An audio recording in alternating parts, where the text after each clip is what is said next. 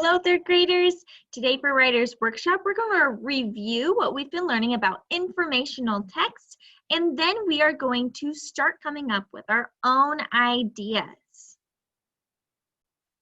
Now, we learned that an informational report gives information to a reader. Now, as an informational writer, we are informational reporters. You are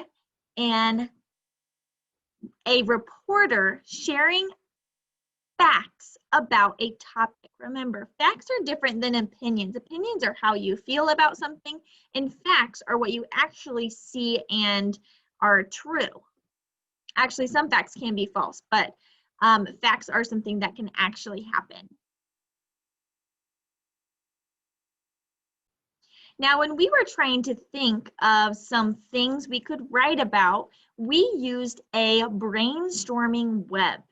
So when you're trying to come up with an idea of what to write for a report, you need to think about things you know a lot about. And I talked about how I know a lot about teaching because I'm a teacher. Maybe you have a favorite sport that you know a lot about. Maybe you have a favorite animal you know a lot about. And we came up with some ideas for what we want to write about. Now, if you didn't get the chance to fill one of these out, you'll have a blank one to fill out again today, but you'll need these ideas for our next part. Now, I want to share some ideas that some of the friends in our classroom had. This is Adelie, and she said she knows a lot about dancing, makeup, flowers, pandas, dolphins, Chicago, cheerleading, and baking cupcakes. So that means all of these things, she could probably tell me maybe specific dance moves or her favorite kind of makeup or how to wear makeup or specific kinds of flowers. Miss Allison told us she likes to talk about chihuahuas, or she knows a lot about chihuahuas, how to bake a cake. Myrtle Beach, a specific place. She probably knows restaurants and places there that she could talk about. German shepherds, lions, how to cook. Aubrey knows a lot about games, a lot about reading and basketball and dogs, polar bears, skating. Olivia knows a lot about place values and math, so she could probably write about how to identify different place values.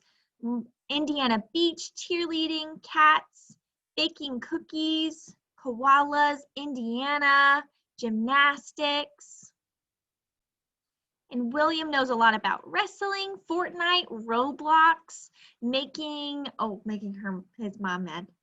Being a YouTuber, learning about dinosaurs, science experiments, and skydiving, so he could write a lot of facts about all of these different topics. Today, we're going to learn how to take those big ideas that have a lot of small categories inside them and make them into a very small seed topic. Now, we're going to read Gila Monsters and then fill out a chart on the other side, making our big idea into a simple topic that we can focus on. All right, let's begin. Have you ever seen a Gila monster up close?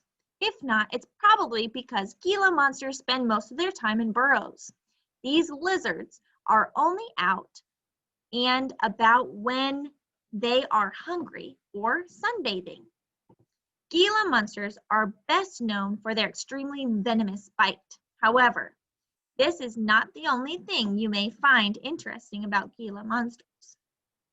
Gila monsters are covered in bumpy scales from head to tail. They have wide bodies. Their rough skin is most likely black with stripes or spots that can be yellow or orange.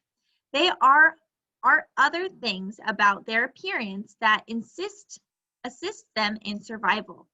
Gila monsters have a forked tongue, which they flick to help them pick up scents. These creatures often dig for their meals and have long, thick claws for that purpose. These are are some of the features you may observe if you happen to spot a Gila monster. Gila monsters were first discovered in the Arizona Gila River Basin, and this is where their name came from.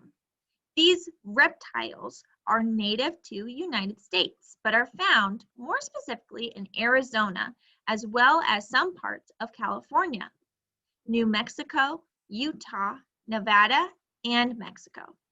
Gila monsters most often dig their burrows in rocky foothills and mountain slopes.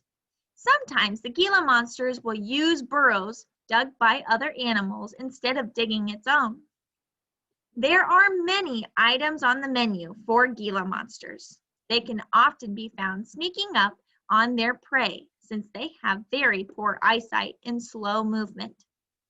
They are not likely to chase their dinner. Most of the time, the Gila monster will swallow its food rather than chewing it. However, this lizard can break open eggs. In addition to snacking on eggs, Gila monsters will also eat small mammals, frogs, and other lizards. The Gila monster's venom is most often used as a defense among predators. Predators are animals that want to eat them, and not usually used to attack prey. The venom is distributed through the teeth, and the Gila monster locks its jaw on the predator and doesn't let go. If you're lucky enough to spot a Gila monster, you may want to observe them from afar.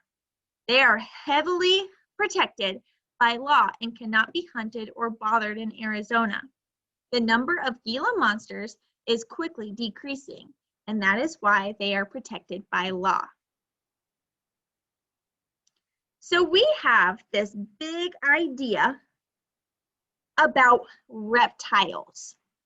And this writer tried to break down all of these pieces to focus on just one kind of reptile. So I'm going to show you how this chart works. So like I said, a seed report focuses on a small part of a larger topic. Go ahead and write that in your class kit. A small part of a topic. So the big topic here was, it's a report about reptiles. That's what they knew, a lot about reptiles, and that was their big idea.